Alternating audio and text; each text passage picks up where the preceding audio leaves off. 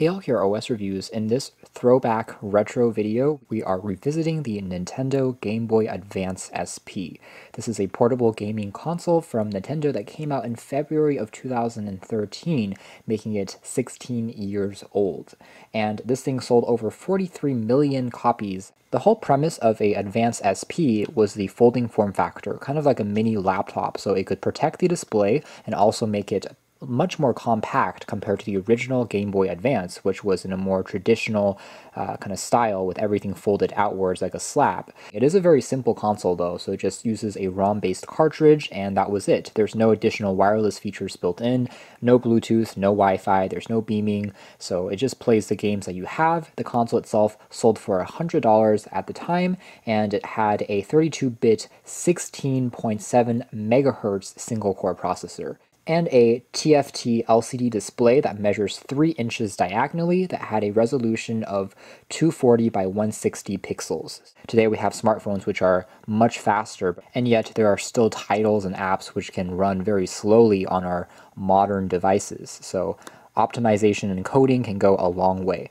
Anyways, the packaging here, very nostalgic. Experience of bold graphics, large colorful widescreen format, and digitized stereo sound. Play all your games on the world's first 32-bit handheld. The nice thing about the SP is it was backwards compatible with previous cartridges from the Game Boy Color and the Advance, so you can simply slot them in and it still works really well. And there's a AC power adapter that can work for 18 hours of continuous gameplay, which is still a pretty good metric. So this thing has a battery that almost never died after just a day or two's use. With the PS Vita being discontinued here in 2019, it seems like Nintendo will only continue to dominate really without a rival in this handheld category. So anyways, we have just the console itself. It uses a proprietary charger and a handful of documentation guides for things like safety regulations and advertisements for various games.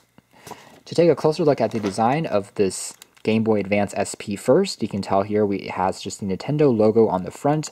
Really is such a cute design. It's almost like a complete square in terms of its dimensions and evokes so many memories. On the side here, there is a physical switch to change the volume controls. On the top, there are shoulder keys for left and right, and we have the proprietary charging port in addition to the data link to connect to other Nintendo Game Boys. There's a dedicated power on-off switch, status LEDs for battery, and the cartridge slot, and that's pretty much it. The lithium-ion battery is behind this small little door that you see there. It folds open to reveal the aforementioned 3-inch TFT LCD display, as you can see there, along with the controls. There is a front-facing mono speaker, start and select keys, arrow keys, a key for turning on the backlight, and A and B buttons. So very simple, but also pretty tactile as far as the controls are concerned. Although arguably it's not quite as ergonomic feeling as on the original Game Boy Advance, which conforms to your hands better just because of the natural shape and kind of the curves on the back. Just feels a bit softer with the edges compared to this very square shape. And here it is compared to the Nintendo DS Lite, also in red. So you can see that compared to more modern consoles, the 3DS is even larger. This thing really is quite portable. One quote I've read, which I agree with recently, is Nintendo makes family consoles. They make gaming machines that friends and family members really want to share and participate with. And because of that, we have just a huge collection and catalog of games from all types of developers, some which are more mature, others which are more geared for kids, and as well as more nostalgic titles like Pac-Man even, in addition to even the occasional kind of videos that you can watch contained in these cartridges for TV shows and also movies. It is quite sad that the Game Boy Advance SP is already a retro kind of throwback product these days, as it's over 16 years old, which is just crazy how fast time flies. But anyways, the cartridges themselves were made entirely out of plastic, which means that they are very much flash-based. They don't have any moving parts like the competing Sony PSP, which had UMDs, kind of like optical discs, which actually needed to spin for the console to read them. Turning this thing on again, let's hear the classic Nintendo chime.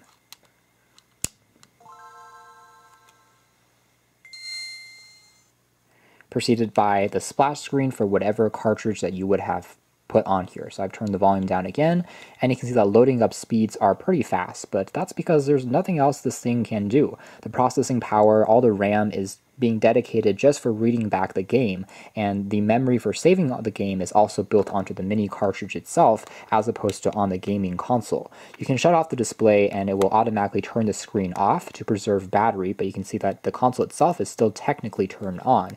As such, there are no additional settings you can adjust on the Game Boy, so you can't actually adjust things like, let's say, the timeout for the display or animation speed, anything like that. There's no additional controls other than just turning it on and accessing the game.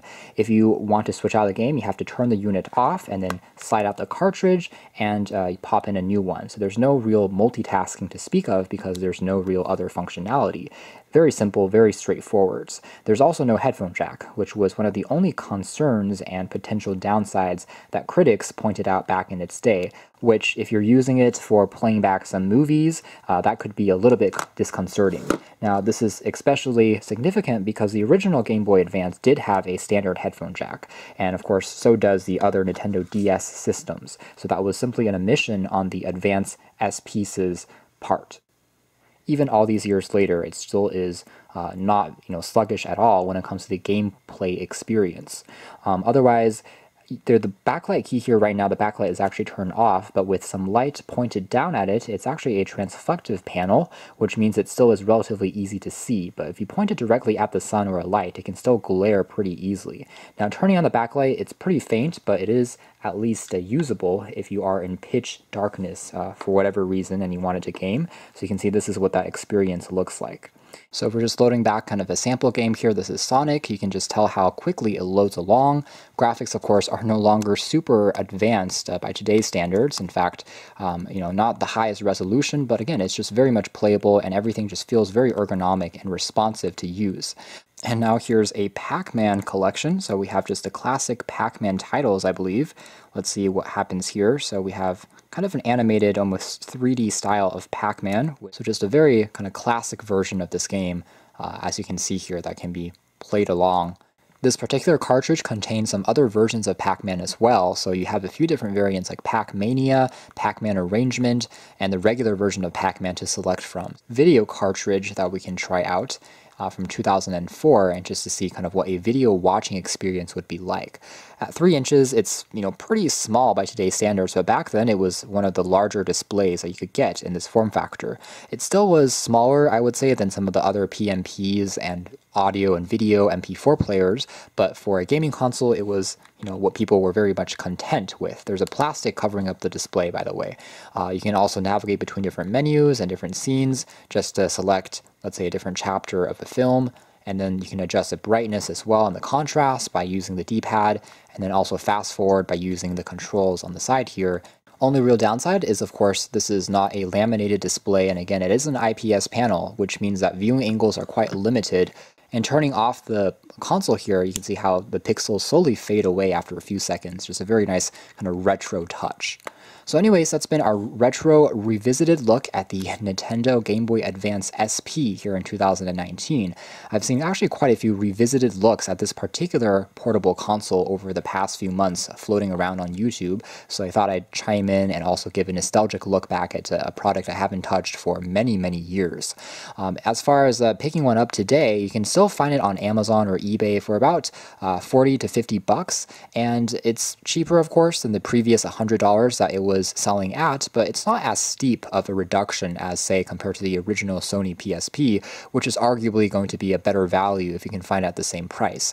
But the collection of games is definitely stronger on Nintendo's products, and the Game Boy games are also more nostalgic in a sense. You definitely get a wider catalog to pick from. The console itself isn't as powerful, but still is very cute and pocketable, and as far as being a collector's item, it could still be worthwhile. There are many colors and additions that you can look into, and the controls as far as basic gaming are still very much functional and can give you still a very enjoyable experience if you want a portable console to toy around with and not to be taken super seriously, of course, but still works quite well. You can check out more details about this and let us know if you had any recollections or memories of this of your own, but for now that's been our video. Thanks for watching here at OS Reviews of the revisited Nintendo Game Boy Advance SP.